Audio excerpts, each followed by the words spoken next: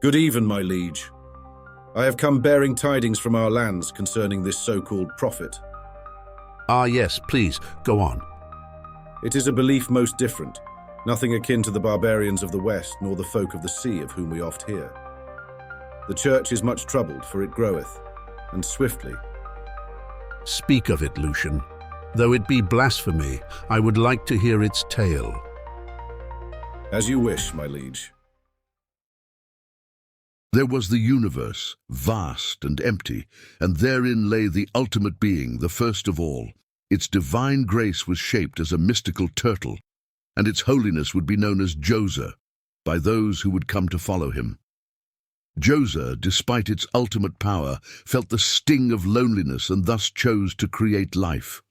Life was then divided into 12 supreme beings, lesser only to their creator, yet vastly powerful, beyond anything mankind could conceive or imagine. The 12 supreme beings came forth from an egg, which Jozer had expelled from itself. Once it hatched, these beings became Jozer's joy for countless eons. Like Jozer, these beings could assume any form, identity, or size. Yet after countless millennia, they settled into the shapes by which they are known today. The supreme beings, often deemed as after-egg creations, possessed far more potent emotions than Jozer, and these emotions oft clouded their judgment. Euphoria, dysphoria, anger, fear, and many others were brought into being.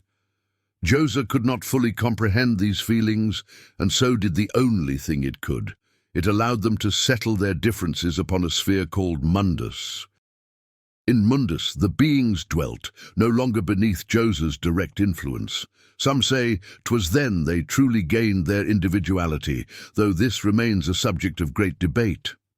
Conflict did arise, and though the quarrels among the 12 gave birth to mountains, oceans, thunder, and the very elements that shape Mundus, such creations were not wrought by intent, but rather as the aftermath of their discord. Eventually, the beings forged an uneasy truce, for violence was no true answer. They were immortal after all. Stuck within Mundus, the 12 resolved that they must present something to Jozer upon his return. As Jozer once did, so did they also create life. Though they could not forge gods, they fashioned the myriad living beings that now inhabit Mundus.